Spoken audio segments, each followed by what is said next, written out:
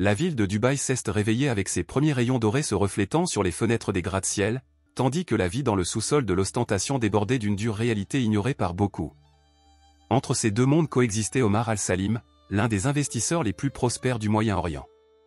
À 42 ans, Omar disposait d'une fortune enviable, d'un pantouf surplombant le Burj Khalifa et d'une réputation de commodité sur le marché financier. Cependant, loin des projecteurs et du glamour, il y avait quelque chose que Omar cachait avec la même obstination avec laquelle il avait construit son empire. Sa mère. Leila Al-Salim, sa mère, vivait recluse dans une aile spéciale de son manoir, alitée et luttant contre une maladie dégénérative depuis des années. Les médecins l'ont soignée, mais Omar n'a jamais autorisé les visites. Même les serviteurs ne pouvaient s'approcher de la pièce sans sa permission. La femme qui avait autrefois été reconnue comme l'éducatrice la plus respectée de la région était maintenant un secret caché par les couloirs dorés de la propriété. Dans une autre partie de la ville, parmi les marchés bondés et les ruelles chaudes, une jeune femme au regard blessé et au visage couvert de poussière se déplaçait avec la dextérité de quelqu'un qui a grandi dans l'adversité. Elle s'appelait Amina. À seulement 17 ans, il a survécu tant bien que mal dans les rues de Dera. Il n'a pas mendié, mais il n'était pas assez fier pour refuser les restes. Intelligente, effrayante et dotée d'une aura de douleur que les années n'ont pas pu effacer, Amina a traîné avec elle un passé aussi nébuleux que les ruelles où elle s'est cachée. Ce matin-là, ses yeux ont trouvé quelque chose qui allait la pousser à agir de manière impulsive. Un portefeuille en cuir noir, laissé sur le siège d'une Rolls-Royce garée. Il n'a pas vu le conducteur. Il n'a pas vu de caméra. Juste une chance de souffler un peu. Ses doigts timides atteignirent l'objet, mais une voix profonde et calme perça l'air, ce n'est pas une bonne idée. Omar observait la scène du haut des escaliers de l'immeuble. Vêtu d'un costume sombre et avec un visage inébranlable, il descendit l'escalier vers elle. Amina se retira, les yeux écarquillés, plus par peur de la punition que par culpabilité. À sa grande surprise, Omar a simplement tendu la main et a dit : « As-tu faim ? » La question ne portait pas seulement sur la nourriture. C'était une invitation à quelque chose dont même lui ne savait pas qu'il commençait. La conduisant à la voiture, Omar a ignoré le choc de son chauffeur et a ordonné « Ramenez-nous à la maison ». En chemin, le silence a été un champ de bataille entre sa méfiance et son malaise. Amina s'attendait à des cris, des menaces, peut-être à la police. Au lieu de cela, il trouva un homme qui parlait peu, mais dont les yeux trahissaient un vieux malaise. Lorsqu'ils sont arrivés au manoir, Omar l'a guidé vers la cuisine. Il servait à manger et, pour la première fois depuis longtemps, elle mangeait sans hâte. Il regarda. Quelques heures plus tard, quelque chose d'inhabituel s'est produit. Entendant un bruit venant de l'aile isolée de la maison, Amina, guidée par une étrange intuition, suivit le bruit. Il s'arrêta devant la porte de la chambre de Leila. Il l'a écoutée. Il entendit une légère toux. Lorsque la porte s'ouvrit soudainement, il rencontra la silhouette élancée de la mère d'Omar. La vieille femme n'a pas crié, elle n'a pas eu peur. Il regarda Amina comme s'il reconnaissait un visage d'autrefois. « Rochant ?» murmura Leila, avant de perdre connaissance. Omar a couru dans la pièce quand il a entendu la confusion. Il trouva Amina agenouillée près du lit, essayant de l'aider. Ils ont appelé le médecin. Leila s'est réveillée des heures plus tard, agitée, répétant le nom qu'elle avait dit plus tôt. Omar fit semblant de ne pas comprendre, mais ses yeux étaient en feu. Amina, effrayée, voulait partir. Mais quelque chose dans cette maison ne semblait pas vouloir la laisser sortir. Un secret avait été joué.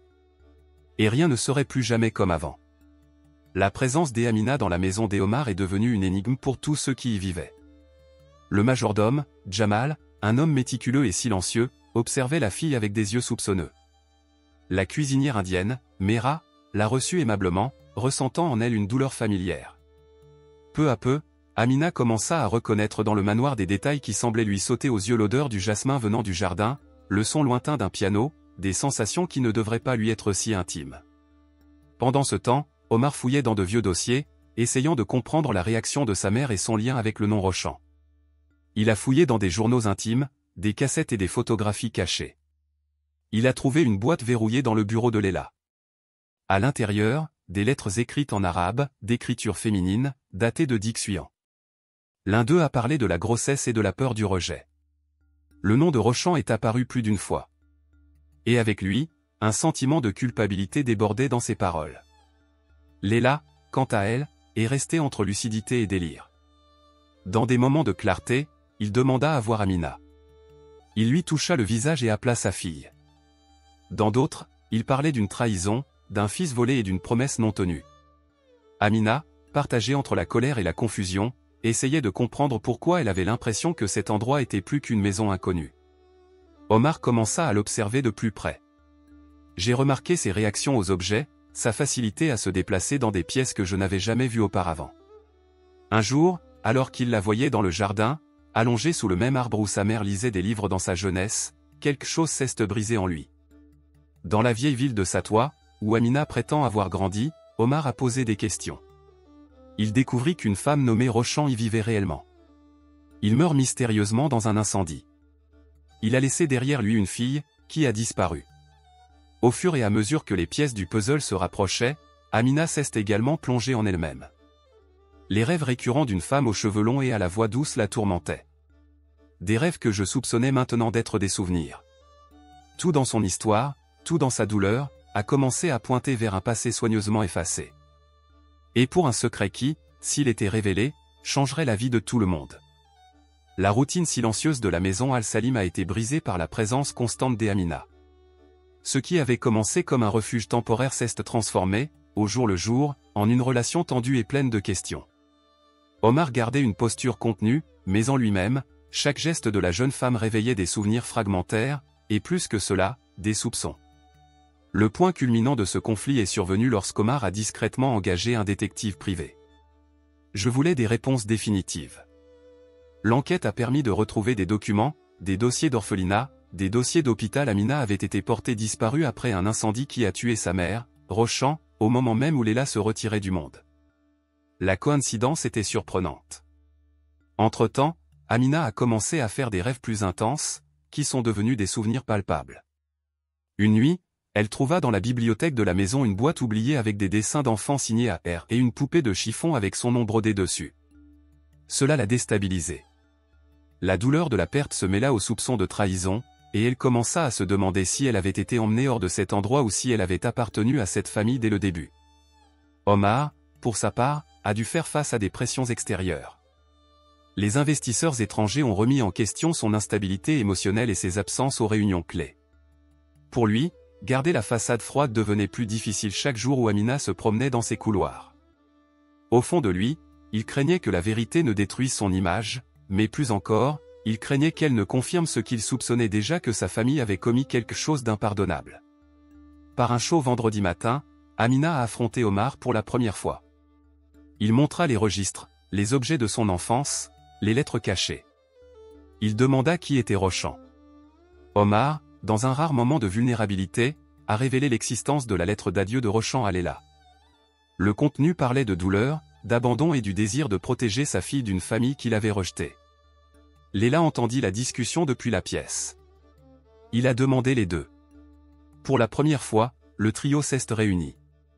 La mère malade, le fils divisé, la fille perdue. Les vérités sont venues comme des poignards. Léla a admis avoir forcé Omar et Rochan à se séparer, par peur du scandale. Elle a révélé que Rochan était la vraie mère d'Amina et que la fille y avait vécu avec elle pendant près de 2 ans avant d'être emmenée de force. Cria Amina. Pleurait. Et il s'est enfui. Il ne s'agissait plus de découvrir la vérité, mais de l'affronter. Omar courut après la jeune femme. À travers les rues chaudes de Dubaï, à travers les mêmes ruelles où il l'avait trouvée. Mais Amina, une fois de plus, a disparu. Comme de la poussière dans le vent, elle a disparu entre le béton et la chaleur. Omar s'est retrouvé avec un choix: continuer à enterrer des secrets ou mettre la vérité en lumière, même si cela détruisait ce qu'il savait être la réalité. Au fur et à mesure que la recherche d'Amina s'intensifiait, de nouveaux personnages ont émergé pour ajouter plus de couleur et de profondeur au récit.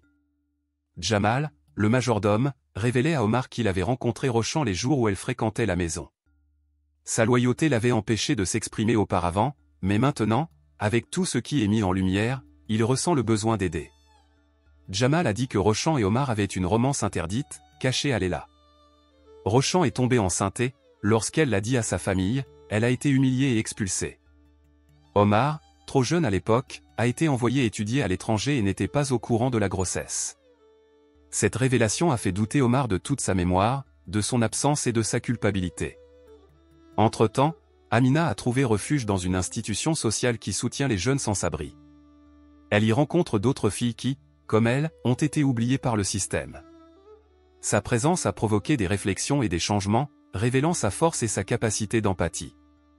Dans le même temps, une intrigue secondaire a émergé autour de la directrice de cette institution, Mariam, une femme forte qui avait déjà connu Leila dans sa jeunesse. Mariam se rend chez les Al-Salim et confronte Leila, exigeant qu'elle répare les dégâts causés. Cette conversation intense expose davantage la peur de Leila de l'opinion publique et comment cela a influencé ses décisions cruelles. Sous pression, Omar décide de chercher Amina publiquement. Il accorde une interview à un journal local, admettant qu'une erreur passée de sa famille a détruit des vies. L'article a des répercussions et Amina, en le lisant, se sent divisée. D'une part, la peur d'être à nouveau utilisée. De l'autre, le désir d'affronter la vérité les yeux ouverts. La tension monte à mesure que la santé de Leila se détériore. Les médecins lui donnent quelques semaines à vivre. Le temps devient un élément crucial du récit. L'urgence de la guérison émotionnelle accélère les actions. Au milieu de tout cela, Amina découvre que son nom complet d'origine était Amina Rochan Al-Salim. Cela change tout. Elle n'est pas seulement une survivante. Elle a du sang de cette famille, et elle a le droit de connaître son histoire, son origine et, peut-être, de décider de son propre destin. Le tournant s'est produit brusquement, lorsque Leila, sur son lit de mort, a exigé la présence d'Amina. La jeune femme, après beaucoup de résistance, décida de retourner au manoir. Cette fois, par choix. Quand il entra dans la pièce, il vit la femme qui avait autrefois choisi de faire taire une génération. Et pourtant, il n'y avait pas de colère dans ses yeux. Il y avait de la compassion. Leila lui tendit une lettre. Écrite par Rochan. Une lettre jamais livrée, où la mère expliquait son histoire, son amour pour Omar et son espoir docile qu'un jour, sa fille saurait la vérité.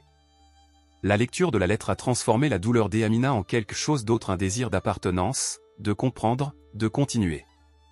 Entre-temps, un scandale a éclaté dans les coulisses de la presse. Un ancien associé d'Omar a révélé des documents montrant comment la fortune de la famille Al-Salim avait été construite sur la base de la manipulation de l'héritage et du silence. La vérité familiale et professionnelle se sont heurtées de front. Omar a fait face à la perte totale de sa réputation. Et il a fait quelque chose d'impensable, il a convoqué une conférence de presse au cours de laquelle il a remis tous les documents aux autorités, avouant ses erreurs et proposant la création d'un fonds pour les jeunes à risque avec le patrimoine de la famille. Il comprenait le nom d'Amina en tant que cofondatrice. Leila est décédée cette nuit-là. Quitte. Avec Amina à ses côtés, lui tenant la main. Les derniers mots furent une demande de pardon et un murmure: tu es plus fort que je ne l'ai jamais été. Le tournant, plus qu'un changement de cap, a été un choix entre la peur et la vérité, entre le pouvoir et la rédemption. Et tout le monde a choisi de changer. Dans les jours qui ont suivi la mort de Leila et la conférence de presse, les répercussions ont été immédiates. Les actions des sociétés d'Omar ont chuté temporairement, les gros titres internationaux parlant du millionnaire qui a fait tomber son propre empire pour réparer le passé. Malgré la tourmente, quelque chose de nouveau a émergé des cendres de la chute, le respect sincère de beaucoup qui le considéraient désormais non seulement comme un homme d'affaires, mais comme un homme. Amina, maintenant légalement reconnue comme faisant partie de la famille Al-Salim, était confrontée à des montagnes russes émotionnelles.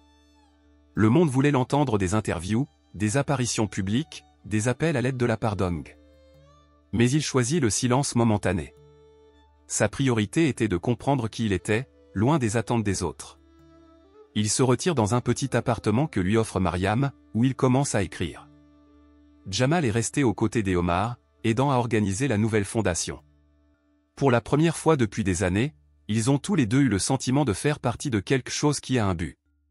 Omar, en particulier, se sentait plus léger. Les journées dans le manoir étaient calmes, mais ne suffoquaient plus. Il passait des heures à lire les carnets de Rochan, essayant d'apprendre à la connaître à travers les mots qu'elle laissait. Entre-temps, les fondations prenaient forme. Amina, même de loin, envoyait des suggestions. Il propose des programmes artistiques, des cercles de lecture et un soutien psychologique. Ces idées ont été approuvées sans hésitation. Les personnes impliquées ont commencé à la voir non seulement comme l'héritière d'un nom, mais aussi comme le mentor d'un nouvel héritage. Cependant, tout le monde n'a pas accepté la transition. Certains membres de l'élite locale ont critiqué Omar pour avoir fait honte à sa lignée. Des protestations discrètes, des menaces voilées, des tentatives de représailles d'entreprises ont émergé. Mais il a tenu bon. Il était prêt à tout perdre pour ne pas retourner dans le silence qu'il avait défini pendant si longtemps. Et au centre de tout cela, Amina a senti son monde se réorganiser. Pour la première fois, il n'a pas eu à fuir. Pas même pour prouver sa valeur. Juste vivre. Une jeune femme née du rejet a maintenant trouvé la force de se reconstruire. Au fil des mois, Amina a décidé d'accepter une invitation à diriger personnellement l'un des projets de la fondation dans un bidonville de la banlieue de Dubaï. Elle y a trouvé des enfants et des adolescents qui lui rappelaient elle-même perdue, méfiante, mais toujours pleine d'espoir. Cette mission a éveillé en elle un but irréparable et il s'agissait de reconstruire. Dans le même temps, Omar s'est consacré à la reformulation de son entreprise, en la transformant en une organisation avec des principes de responsabilité sociale. Il ne cherchait plus des profits exorbitants, mais l'impact. Ce changement a suscité des résistances au sein des conseils d'administration, mais il a également attiré de nouveaux alliés de jeunes entrepreneurs et des activistes désireux de transformer le modèle d'affaires traditionnel. Dans son travail à la fondation, Amina a également écrit sur sa vie. Il a publié un article anonyme qui est devenu viral, intitulé « L'héritage du silence ». Il y parle d'identité, de perte, de reconstruction et de pardon. Ses paroles ont ému des milliers de lecteurs à travers le monde. Les liens entre elle et Omar se sont renforcés, non pas en tant que père et fille, mais en tant que deux survivants d'un même système, unis par un passé douloureux et un présent en reconstruction.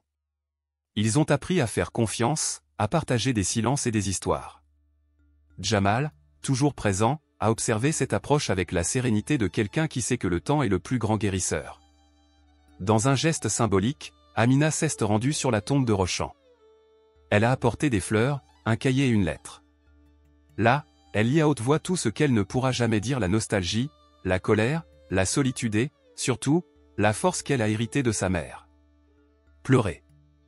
Et quand il se releva, il sentit qu'il pouvait enfin marcher avec le passé à ses côtés, et non plus derrière lui. Dans l'hôtel Al-Salim, aujourd'hui transformé en siège culturel et éducatif de la fondation, une photographie a commencé à prendre une place de choix dans la pièce principale. Rochan, souriant, avec Amina sur ses genoux. À côté, une pancarte avec les mots « Chaque histoire mérite d'être racontée ». Les jours suivants ont été remplis d'une énergie calme, comme si quelque chose de grand était sur le point de se produire. La fondation se développait rapidement, attirant l'attention internationale. Amina, bien que toujours discrète, commença à être reconnue publiquement.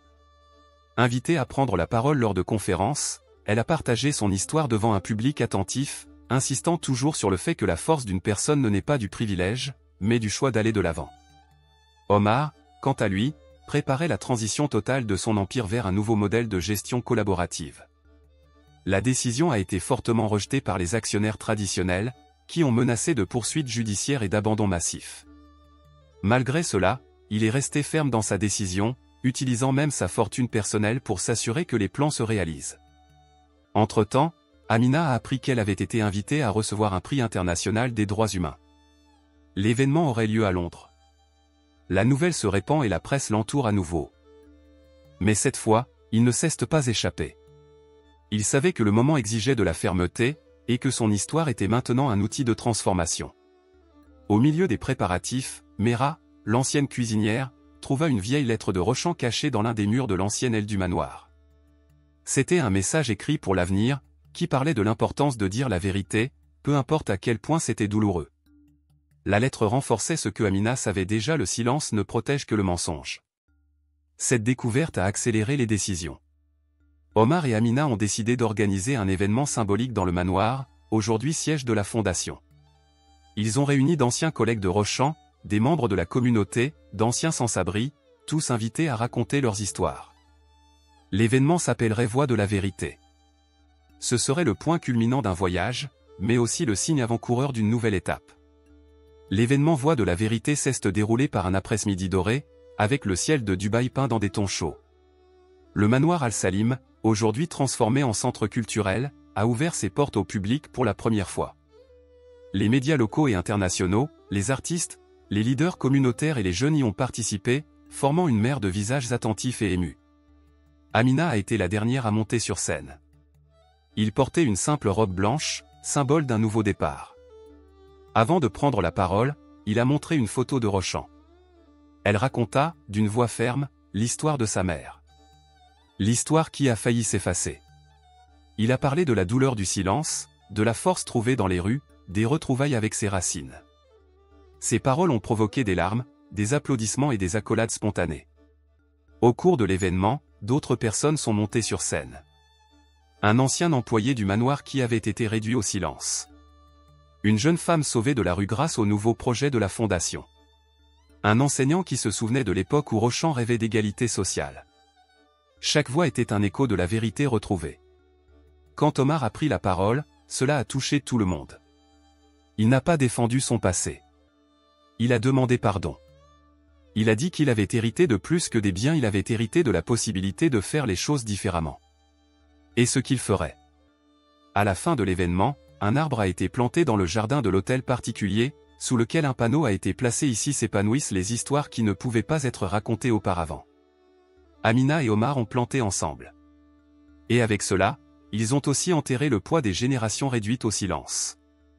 Le point culminant n'a pas été une explosion de douleur, mais une rencontre puissante de voix, d'histoire, d'identité restaurée.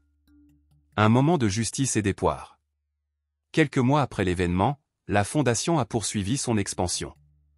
Les jeunes ont trouvé des opportunités, les artistes ont exposé leurs œuvres et les histoires qui avaient été réduites au silence sont maintenant les bienvenus dans les ateliers, les soirées et les cercles de conversation. Le manoir Al-Salim est devenu un symbole de reconstruction collective. Amina poursuit son chemin, désormais tiraillée entre l'action sociale et la littérature. Elle a publié son premier livre, Doctor of Silence, un ouvrage hybride de mémoire et de fiction inspiré de sa carrière. Le livre est devenu une référence pour les jeunes à risque et a été adopté par les écoles de différents pays du Golfe. Omar, maintenant éloigné de la vie d'entreprise, a commencé à agir comme mentor dans des initiatives de justice sociale. Ses journées étaient simples, passer à écrire des lettres à d'anciens collègues d'affaires et à parler à de jeunes entrepreneurs. Son image publique n'a pas été transformée par la richesse, mais par le courage de scène défaire. Jamal, à son tour, a été honoré en tant que gardien de la mémoire de la famille. Sa loyauté et son humanité ont été reconnues lors d'une cérémonie intime, où Amina l'a appelé le cure silencieux qui tenait cette maison. Les douleurs du passé n'ont pas disparu, mais elles ont trouvé une place. La vérité, bien que tardive, a permis à tout le monde de respirer plus légèrement. Il n'y avait pas de perfection, seulement le choix constant d'aller de l'avant, dans le respect des histoires que chacun portait en lui. Sur la dernière page du journal de Rochant, que Amina portait maintenant avec elle, une phrase se détachait délicatement. Que ma fille trouve dans la vérité le chemin de sa liberté. Et il l'a trouvé. 2 ans ont passé. Amina marchait calmement dans les rues de Londres, où elle vivait maintenant et dirigeait le siège international de la Fondation. Dans son sac, elle portait toujours le journal de Rochant, non pas comme un poids, mais comme une boussole. Un après-midi de printemps, il était assis dans un parc près de la Tamise. Un groupe d'adolescents s'est approché d'elle et l'a reconnue. Au lieu de selfies, ils ont demandé des conseils.